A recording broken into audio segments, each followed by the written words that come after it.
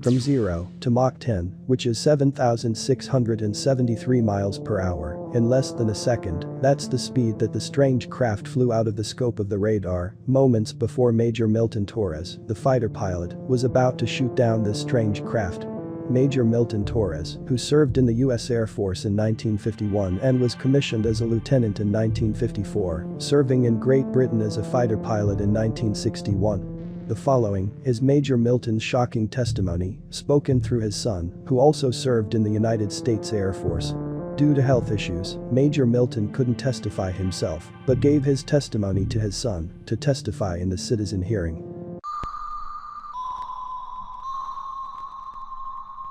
Well, good day to everybody. My name is Jeffrey Torres. I'm not going to talk about myself much. I'm a veteran. I served the United States Air Force. I'm talking here today about my father. I'm the son of Major Milton John Torres. My father served in the U.S. Air Force from 1951 to 1971, and regrettably, my father cannot attend this hearing as he is now suffering from ill health directly related to combat from the Vietnam War. I told him before I left that I was coming on his behalf, and he expressed his deep gratitude that I was coming here today to testify and tell you folks his story. First of all, I would like to give you a brief history of who my father was and his accomplishments. Dad earned a bachelor's degree in general engineering with a minor in chemistry, and he completed his master's degree in aerospace engineering from University of Oklahoma in 1961. His military career was spent over the span of 20 years. Dad served as a fighter pilot, flying the F-86D. According to him, the best airplane ever made, as well as the F-100. He was a decorated pilot, achieving the title of USAF Command Pilot. Dad flew over 300 combat missions in Vietnam as a forward air controller in Vietnam. He received 13 air medals, including the Distinguished Flying Cross, and I know firsthand that he was even put in for the Air Force Cross, to which he denied because of political reasons, which we'll not get into here. My father attained the rank of major, as well as during his career he also worked with NASA as a chief of range control for the Gemini and Apollo moon missions. After Dad retired from the United States Air Force, Dad worked for Pan Am as an engineer and later acquired his doctorate in mechanical engineering from the University of Miami. My father's last job was as a professor at Florida National University, teaching engineering. During his tenure at FIU, he invented a chemical encoding process using a polymer to prevent catastrophic metal fatigue on aircraft and received a patent for that process. Dad retired from FIU in 2004. So now we'll go on to Dad's story and the event that happened. I will go into some details he shared with our family, but before I do, I want to point out something here, that my father, he kept his secret for over 50 years. He never told anyone, and he honored his oath to this country. And he never had the chance to tell his story to my grandfather, his father, who he loved very, very much. And I've never seen my father cry until this story broke. Sadly, my father kept it all from everyone, including us and my family, not even telling his father's story when he was the closest man that he ever had. I know Dad would never have discussed this event if not for it being declassified by the Minister of Defense, Nick Pope, out of the UK. After the event was declassified, Dad shared the story often with us. It was May 20th, 1957. Dad was stationed at RAF Manston, England. Dad was working on intercept standby. Of course, this was a cycle between the pilots in this particular event. It was Dad's turn. Dad was again flying the F-86D. This aircraft was a D model, which meant it was an all-weather fighter. Dad told me that the RAF Manston was a main intercept squadron during the Cold War in England. Dad was on alert with his wingman and some of the ground crew in the ready room. That night was a typical English night with the weather being poor and foggy. The notification came down from the ready room indicating a scramble. Dad ran for his plane. The scramble was initiated. Dad jumped in his cockpit. If you could, please, I put the photo of Dad's aircraft, if anybody would like to see the airplane. And I have on the, saved on the, anyhow. So he jumped in his cockpit upon getting the authentication code to fire. He then realized that this was no drill. They normally would never give you an authentication code, and they told him it was a hot mission. He had orders to shoot this thing down. Dad told me whatever this thing was, they wanted it down, and he thought he was starting World War III.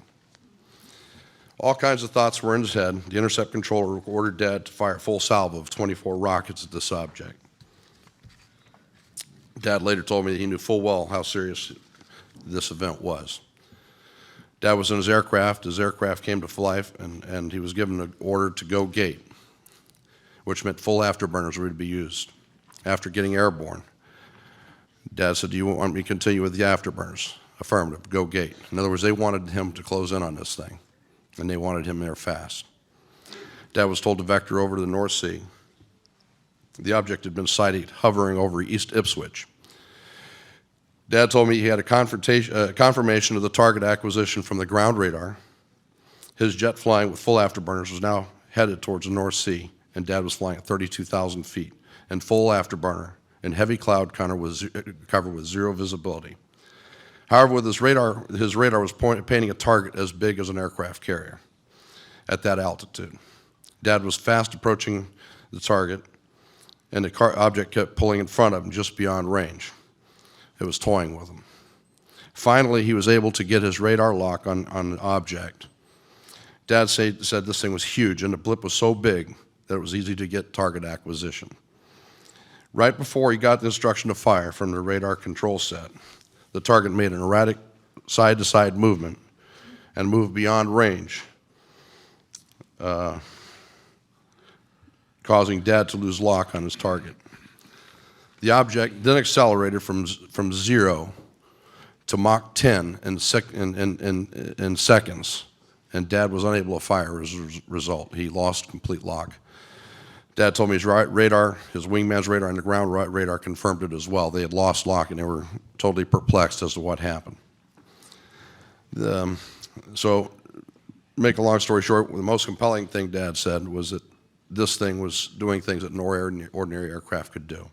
It was defying the laws of physics, and he was convinced that it was of alien origin.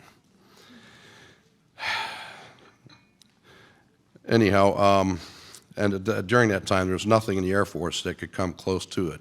The F-86 could barely make Mach 0.98 Mach. It would make Mach 1 in its complete dive at the time, and this thing did Mach 10. There was no known aircraft that could do this.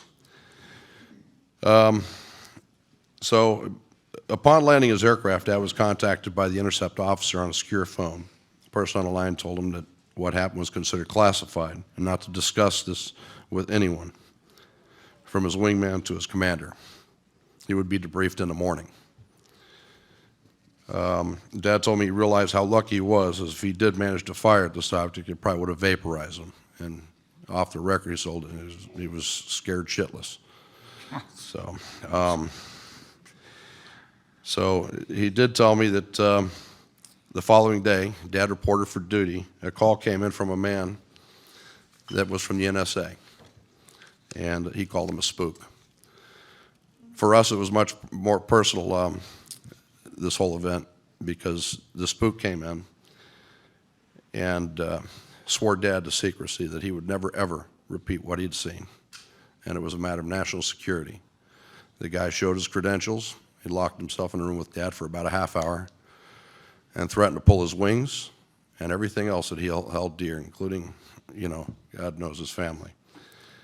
And the witness has about 1 more minute. Okay, I'll make it short.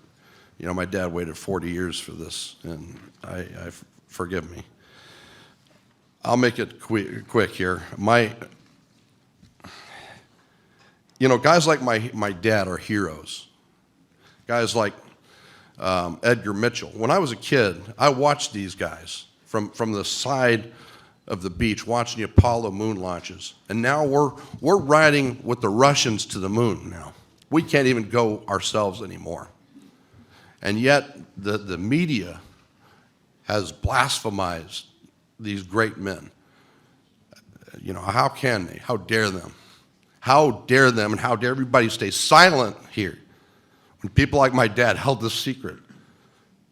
People died that never could tell the secret in Vietnam. It's a shame.